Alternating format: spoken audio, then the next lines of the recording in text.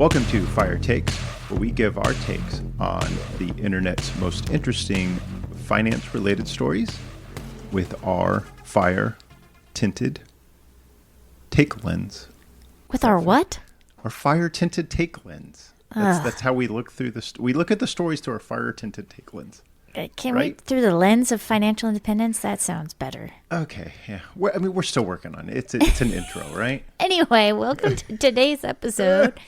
We are, surprise, surprise, talking about some sort of relationship and money problem. And I'm actually really excited about these because I feel like there's a lot more depth and context that we get from some of these than maybe some others. And it'll bring out some really good conversations. Yeah. I think anytime it gets like the partner, the two people, that's interesting. Whenever we start like, hey, here's some extended family, we get like the more interpersonal dynamics. Yeah, it's going to get a little more fun. We bring in that third party. Yeah, right. Yeah. Third party relationship. Ooh. There you go. All right, let's get into our first one here. This one is from the R Fire subreddit. It is titled Eating Out. Lifestyle creep? ? My 49 female husband, 44 male, loves to eat out. Honestly, I'm over it. We're easily spending $3,000 per month on restaurants, and half the time because of repetition of places we are regulars, which he likes, like going to the cafeteria, even though the food is good and not cheap, it isn't special anymore. Here's my dilemma.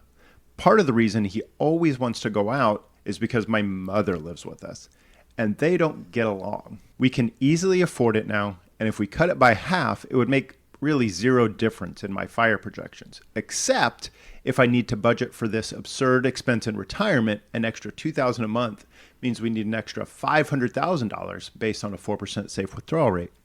He says we can cut back when I retire if need be. This is the second marriage for both of us. We keep money separate to protect our separate bio kids and split dining bills evenly, which is 100% fair in our unique big picture. I don't know if I should make a stand now and push hard to eat out less at the risk of unnecessarily causing damage to the relationship, or if I should let it go for now on the theory that when I retire, we can actually cut back pretty easily. I can devote more energy to cooking better food, and eventually my mother won't be with us. Not that I want that to happen soon, but it is inevitable. Thoughts? That's an interesting one. So first thoughts are, it's not causing problems for their current budget situation. They can easily afford it. It's not going to make any difference to their fire number. So what's the big harm? On the other hand, $500,000 is a lot. Mm-hmm. But I think that goes back to the problems with projecting your expenses out into the future. Mm-hmm. Like she says, my mom's not going to live with us all for the rest of our lives, right? So at some point, you're not going to need to model this extra $2,000 a month into your budget. And honestly, people were like, hey, listen, what's the cost of getting your mom your own place? Yeah. Or like her own place and care? Right. Is that cheaper than going out to eat? Like just take the cost for a little bit until it's not a problem anymore. Like, just humor your husband. Yeah, that's one way to look at it. I think that's also a good idea of solving the root problem because of the knock-on effects of this. Like, you building these habits of eating out every night, that has obviously budget impacts. It also has health impacts, right? Like, restaurants don't care about your health. Like, they care about getting you good tasting food. So much butter, so much salt. Yeah. Right. So it's like that knock-on effect could be pretty powerful and something that they would want to avoid. But then it is interesting. I wonder, I'm thinking about this relationship with the mother-in-law. Like, what has brought her here? What causes the fight, right? So we actually have some context on that. Oh, yeah. So she's not a good cook, which somebody suggested, like, hey, why don't you just have the mom cook? Uh-huh. And somebody was like, well, if she were a good cook, this probably wouldn't be an issue. That's a good point. But OP said she's not overbearing. She's just a constant annoying presence that's passive, aggressively inflexible. She has cable news on most of the time in the common areas. For example, she knows I hate it, but she only turns it off when I explicitly ask, and then she's huffy about it. And it's not a great look for me with my teenage boys who think I'm being a Karen and take the position that their grandma should be able to watch TV in a rocking chair, which she has a TV in her own room that she just doesn't use. She and my husband don't actually fight much. It's more them glaring at each other over roommate stuff, like how to load silverware in the dishwasher or who ate the last blank, and feeling the other person is being judgy, which they aren't wrong. They are both quietly judgy people who give a lot of side eye. They also do not bother with polite conversation and mostly avoid each other. It's mutual at this point. Ugh. So both parties, I think, are right and wrong here. Yeah. That, like, it just doesn't feel like there's an easy solution. Right. And if you have two people who are passively aggressively judgy with each other and have settled into a dynamic that the other person is wrong and out to annoy them, then what are you going to do? Sure. Is the dining out thing even the problem? Right. No. Yeah. What percentage of the problem is this, what you characterize as $2,000 a month? That's right. That's a hard way to live your life. And that eating out, getting that basically dopamine rush that kind of comes from eating food that's like super tasty, that's made to program your body to dump dopamine and give you those good feels, right? Like that's what most restaurant food is. And maybe that's filling some gap because they're kind of miserable in their lives because they're dealing with this constant stress all the time. And, it's not a $2,000 problem. It's a bigger problem than that $2,000 a month could solve. In a lot of places, $2,000 a month will set her mom up in a nice apartment. She can blare cable news 24/7. So imagine that your daughter lives in our house full time, and she walks around on YouTube on her phone all the time. All the time. And refuses to wear headphones. No headphones. That is a constant source of noise pollution in the house. Yeah.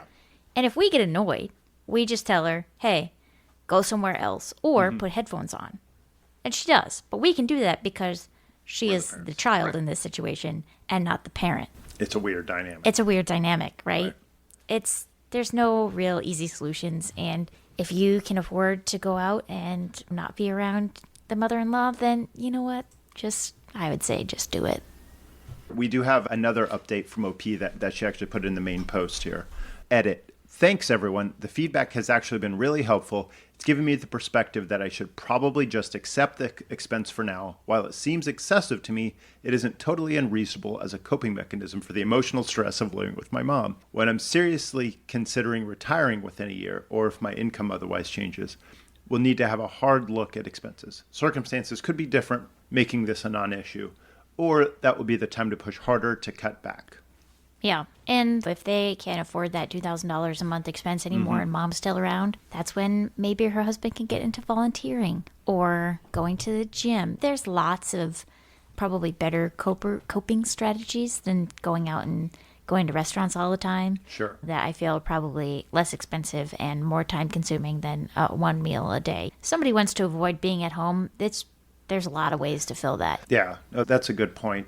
I wonder, like you said, can we find a different solution for this? Like going to the gym, I think, was a really good idea. Let's get out of the house. Let's go to the gym. Let's do something good for my body as opposed to punishing it with 3 days worth of sodium and fat.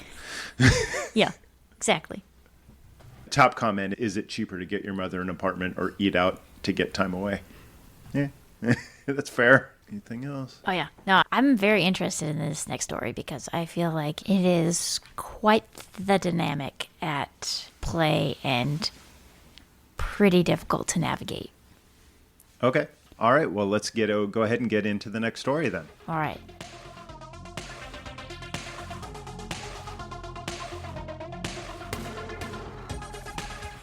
Separate finances, but husband, 26, manages money horribly, and I, 27 female, am tired. This comes from our relationships. All of our money is separate. Partner wasn't interested in combining. We have a child and take turns paying expenses. We take turns buying groceries and everything. With that being said, my partner is horrible with money. He likes takeout and video games and is a compulsive spender.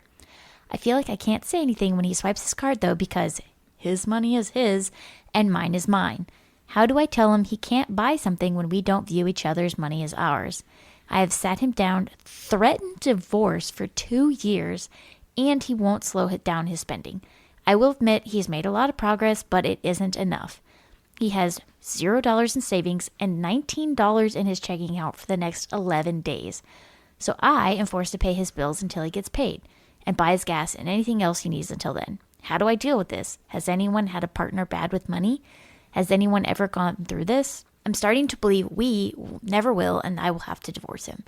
Any advice on how to get this resolved would be great help. TLDR, husband and I have separate finances, but he is bad with money, no money in savings, and runs out. I always have to cover bills, and I am lost on what to do. So, yikes. Yeah, yikes. Right. Okay, so this is relationships, right? This is not a fire partner. There's not a fire situation. So it's not one person trying to save excessively or save large amounts. It's just trying to live their lives normally. But this guy just spends every dollar that he gets his hands on.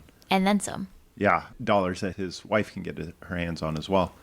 But the first words of this, the title of this post are separate finances. They don't have separate finances. If she's forced to pay his bills, Yep. then he has his money and she has their money. What's mine is mine and what's yours is mine. Yeah. Well, Yeah. It's what's yours is ours. Be fair. But no wonder OP is so tired because she is being exploited, basically. Like, she has 2 kids to take care of. She doesn't have a partner who was equal and part of the relationship and making it stronger and better and shared vision. Right. He's kind of selfish. Yeah, absolutely. And I think you touched on a really good point there that this is a partnership. It is supposed to be a partnership, right? Just like any other partnership, you're coming with the resources that you can bring, utilizing your skills, your specific talents to bring in resources to the partnership. And then you've got to then treat it like a partnership and work together to use those resources meaningfully. Yeah, and it's really interesting because you kind of got to wonder, like, how somebody grew up in the way that they just don't care about their impact on other people, especially the person that they're supposed to love the most. Like, what kind of upbringing led to that? What money story were they told? Clearly, this man, I use that word lightly, hasn't experienced consequences for his actions ever. Sure. Nobody's ever held him accountable for his decisions. And so, without that accountability, he's just going to keep doing the same thing he's always been doing because why not? He gets to have fun, do whatever he wants, and his wife always bails him out. Yeah. Why not? And, going back to the main theme of this podcast, once again, talk to your partner. This couple missed some critical money talks early in their relationship because that is, I think, a critical conversation that couples need to have. Is not only, hey, like, how do you spend money? What's your budget look like? That, et cetera, but how did you grow up? What was your relationship with money? What in your family?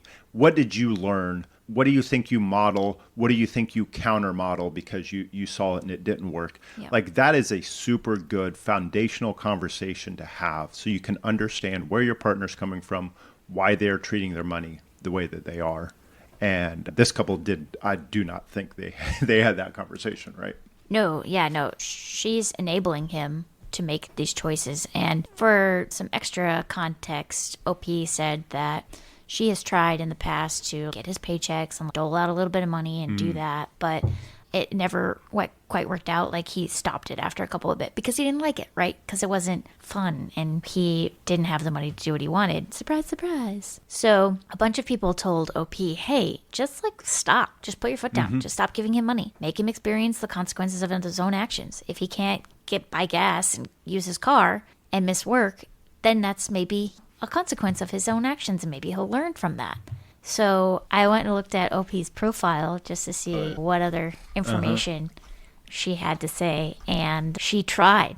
She says she tried putting my foot down, but mommy saved the day and gave him money. And he already got takeout. So here we have an even bigger dynamic at play, right? Yes. My wife put her foot down and made life uncomfortable. So I ran to mommy and mommy bailed me out. This man, if mom is around, he's not going to experience consequences ever. Yeah, I think you made a good point earlier. Like he's never experienced a consequence, and that paints all of his money decisions, right? Why if you've never experienced a consequence, wouldn't you go do the thing that feels good every time, right? Yeah. So OP says he's not a bad person. He isn't. He's so loving and kind and supportive. Wow. When he runs out, there's shame. He's always embarrassed to ask for money. He has been diagnosed with ADHD and has been treated for it. He hasn't been medicated since he was a child, but it would benefit him if he was medicated. In other aspects, not even talking about money, I don't think he recognizes he hasn't grown out of it, as it usually manifests differently in adulthood. No. But I can still see it. Yeah, as somebody with ADHD, everybody sees it, right? Like, it's literally the definition of ADHD is how much you annoy other people with your actions, not even how it affects you. Are you hyperactive and annoying other people? Congratulations, you have ADHD. Other people are going to be able to see better than you, as somebody who had ADHD and was not diagnosed or medicated for it for a very long time. So yes, there is problems with impulsivity, right? Oh, I want shiny thing, dopamine, yay, got it. Without really thinking about the consequences of things if you don't have guardrails or established methods of helping you deal with it. Yeah. If you know that you're impulsive, you need to hide your money from yourself. And I do want to push back a little bit on that. You said that ADHD is you annoying people, and it sounds like this guy was medicated for ADHD when he was a kid, probably because he was annoying people, but then he grew into an adult and he internalized maybe some of the ADHD into impulsiveness, into dopamine seeking. And you don't have to bother people to get that dopamine hit. There's lots of ways to do it, right? There's binge eating or playing video games or swiping on TikTok for hours on end, right? Yep. So I think that's why, because his ADHD changed, he's like, oh, I don't have ADHD anymore. I don't need to take this medicine. But he's still, I guess to your point, annoying people. He's annoying people by spending all of their money, right? Yeah, and causing problems for other people. And it's not like her husband is burying his head in the sand and just refuses to look at it. OP says he checks his bank account daily and knows where he stands. Interesting. There is shame involved, which is a big problem for people with ADHD, that you're ashamed that you have to ask for money again because you did the same thing again that you promised you wouldn't do, and now here you are doing it again. I totally understand that. But at the end of the day, I think it comes down to a lack of respect. Yep. He doesn't respect his wife and doesn't care about the impact to his family. Mm-hmm. And how do you get somebody to care? Right. He's not going to care until there's negative consequences to his actions that really shake up his life and cause him discomfort that nobody else can bail him out of. Yeah. You have to be responsible. Even if you're struggling with a mental health issue, you need to be responsible for your actions and how they're impacting your life. Or maybe it's not this wife's responsibility anymore, right? Maybe she's tried, but I would definitely recommend that they reevaluate their ADHD treatment. Maybe try that, see if that helps with impulse control and all of those things.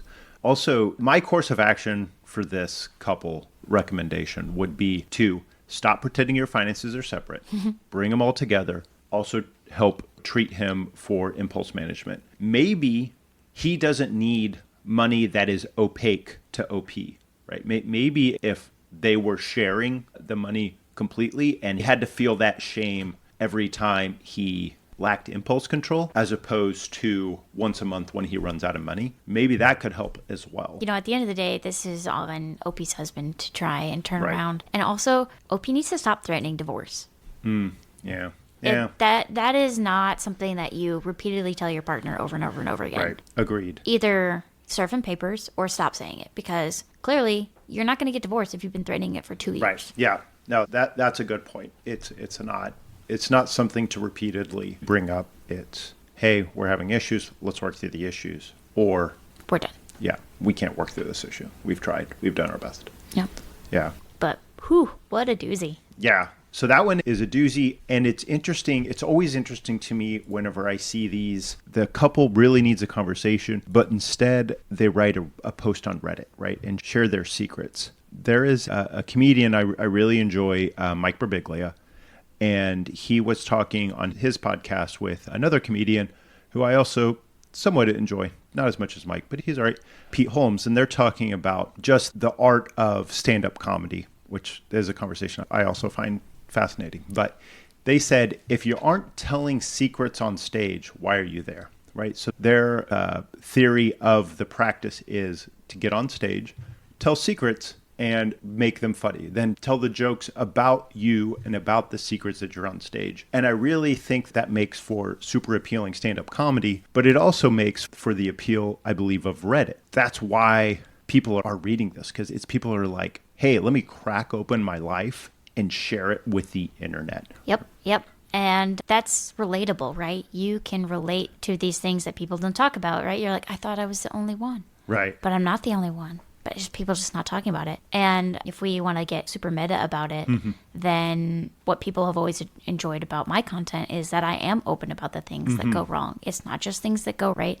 Like I'm talking about messing up being a landlord and failing at being a real estate investor and trying to be an entrepreneur and not doing it well. And so that kind of honesty is where people like really connect. And that's true in personal finance blogs and podcasts and comedy. Right. Yeah, no, that's a good point. That's the allure of the fiery millennial, right? Is that you're open and honest about your journey, the good and the bad. And I think that really appealed to your audience. Yep. And that's what made it. So whenever I met you and I learned about your blog, I quickly realized, oh, I can't read this because this is basically your diary. Yeah. And it would make just such an asymmetric knowledge base of our relationship if I knew every waking moment of your life for the last 20 years. Okay, listen. Okay, A, it's only 10 years. And B, it is not every waking moment. It is a summary, right? It's not like I'm like, dear diary, today. I'm Right. like, Yeah. no.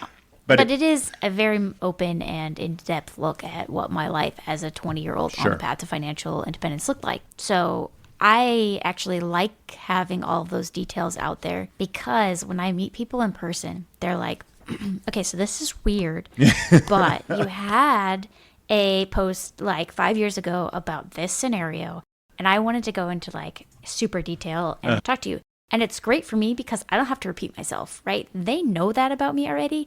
And then we can skip over Sure. the surface level and just jump right into those deep, meaningful conversations and really form a bond quicker than like working through the like, oh, what do you do? What do you like? Get all that stuff out there. Everybody already knows that about me.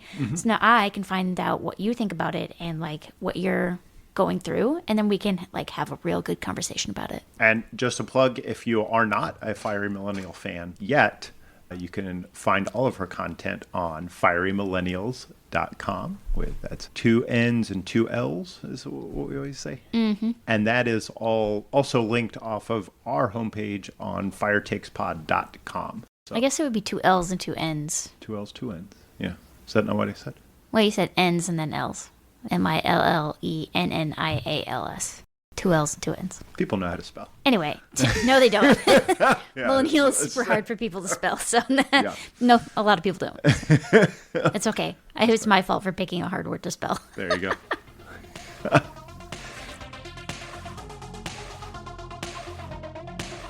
All right, well, we've got one more topic to cover today, and then we'll let you go. But this one is coming to us from Our Fire. So, want to read this one? Sure. Okay. From Our Fire, how do I navigate my girlfriend not being financially mindful like I am? So once again, we're back in the fire space, right? I've been dating my girlfriend for 4 months. I'm 31 and have $110,000 invested right now with a full emergency fund. I'm on track to be able to retire in my early 50s right now if I keep my spending from getting out of control. My girlfriend is 26 and is not mindful about money like me. She also makes much, much less than me. So when we go out to eat or do an activity, I'm paying 90% of the time. She almost always orders the most expensive steak on the menu and always gets at least one $15 cocktail, usually 2. I've told her that I don't like her getting the cocktails, especially on weeknights at a light dinner where there's really no reason for her to. But she just got angry and said she likes them. I wouldn't mind every once in a while on fancier nights out, but she gets them literally every time we go out. Who doesn't like a fancy steak and a couple of nice cocktails, right? Like, yeah, no kidding. Yeah. It's nice. I mean, she's 26. Like, get your bag, girl. Right? Yeah. She's just a baby. Okay, first of all, you've been dating for 4 months. You have not been with this girl for a very long time. And at 26 and 31, you're still kind of in different spots in your life. Like, Yeah, no wonder the girlfriend wants to go out and have these nice things, right? Because, yeah, who Sure. cares? The future is later, right? She's not thinking about the future. Yeah, OP, just, I hate to say this one, but just break up. Yeah. She's probably not your girl. Not your girl. If you're trying to have a conversation with her saying, I have this boundary, you keep pushing past this boundary, I don't like it, and she's just like, well, I do, so Right. who cares? And he's paying 90% of the He's time. paying 90% of the time. If she was like, oh, I'm sorry, but let me pay more often because I have higher costs associated with myself. But no, like I say, she's getting her bag. She knows what she's Smooch. doing, right? Huh. Yeah. Somebody in the comments said, if OP can't have a serious conversation like adults over a $15 cocktail, imagine how this conversation will go when talking about houses, bills, childcare, retirement. Yeah. I mean, when people show you who they are, Listen. like, listen, right? Yeah. This is a gift, right? For the price of a $15 cocktail, he's learning that this girl, is not on the same page as him. That's a bargain. Yeah. Yeah. Yeah, somebody in the comments said, a friend of mine just bought an engagement ring for $40,000. He's not a millionaire or anything like that. I'm interested to see how things play out after marriage. Spoiler alert, probably not going to go that great. Yeah, probably not great. Yeah. Yeah. So, it's hard, right? To find somebody that you are compatible with, that you can see yourself building a future with, that you are engaged by, and really just makes you a better person. Yeah. And it sucks to date. It's really hard. And your challenge as somebody who is dating is to say no. Right? When somebody shows you who they are, listen, walk away. Yep. Hey, I just don't think we're compatible at the end of the day. I need to be true to myself to find somebody that is a true partner and a good match for me, instead of just being like, well, she let me get in her pants, so Right. should I put up with this flagrant spending? Yeah. Profligate spending, if we want to have fancy words. Yeah. And he's also pretty young. So Yeah, he's 31. He's got lots of time still. if he's having fun, that's one thing. But if it's causing him a bunch of stress, it's not fun anymore, right? What is the old joke about renting the 3Fs? Yikes. There's some truth to that in OP's situation, right? Yeah. This girl's not wife material, so Yeah. you stop paying for her food. Is she going to hang around? Probably not. But that's a good test for OP. Yeah. Just like she's getting her bag, maybe OP is getting something out of this relationship that he's enjoying. I hope so. But it doesn't matter. It doesn't mean that they're meant to be for a long-term relationship. But if OP is hanging out on the R Fire subreddit, we've read stories about people who are on the Fire subreddit. They're like, hey, I need to find, someone that's compatible. Maybe that takes a while. Maybe he needs to refocus his efforts if he wants to find someone to help him be on the fire path. Yeah, I mean, look at me. I looked for 12 years. Yeah, there you go. But I found you, so but it was all worth it. You hit the jackpot. Sure did. 777s. Ding, ding, ding. Lights flashing everywhere. And I'm so modest. Yeah, clearly we both are. Very mindful. Very So demure. Demure. Oh, goodness gracious. Okay. Well, that conversation kind of took a left turn. All right. Final thoughts for the episode? I don't know. Final thoughts. Talk to your partner. What? Yes. No, it is hard to have a relationship, right? It's hard to maintain a relationship. You need to avoid being on a different page than your partner. The way to get on the same page is communication. The whole world is working against you, right? So if you two are supposed to be weathering the storm of this crazy world, you might want to row in the same direction. Yep. Yeah, you're in a canoe and you're on both sides of the canoe and you're just spinning in circles, not going anywhere fast. Gators are everywhere. So. Yikes. Oh, we're in Florida now? Uh-oh. Or, geez, Australia? Yikes. Yikes. Deadly spiders and all sorts of things. Drop bears. Did you say drop bears? Yeah. Drop bears. Do you know what a drop bear is? No, I don't know what a drop bear is. Okay, well, your assignment today, Tim, and everybody in the audience, if you don't know what a drop bear is, to go look it up. Is this another way Australia can kill you? Yes. Okay. Or it severely cause you harm and make it not fun, which is a shame because it's so beautiful. Yeah. All right. Well, watch your ass for drop bears, and And we'll catch you next time. we'll catch you next time. Thanks all. Thanks, everybody. Thank you for listening to Fire Takes Pod. I wanted to drop in and let you guys know I did my homework on the drop bears thing, and apparently that was a urban legend. Gwen screwed the pooch on that one. A ridiculous trend on the internet that I fell for and is ridiculous. But let this be a reminder that we are not financial advisors, and you should seek out support from a financial advisor if you have financial questions. We do have a website set up now on firetakespod.com. There you can find all of our links to where we can be located. And specifically, we have a mailing list where I'm sending out updates on every episode, including some behind the scenes and what we're working out on the episode. So please subscribe at firetakespod.com. And thanks a lot, and we'll see you next time. Bye.